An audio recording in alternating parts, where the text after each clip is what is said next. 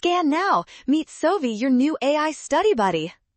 Cracking Java inheritance is fast when you know the syntax. Let's find the correct partial definition for the toaster subclass in this quick coding challenge.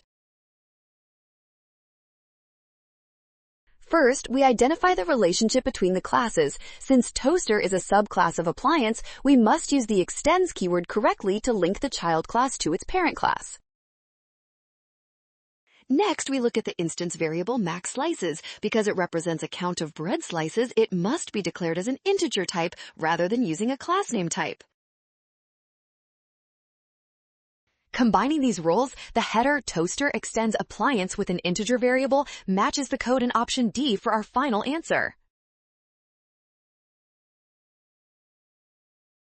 Well done! Scan the code, you can learn better with Sovi. Avoid a rush on syntax, trust the given inheritance rules, and check steps.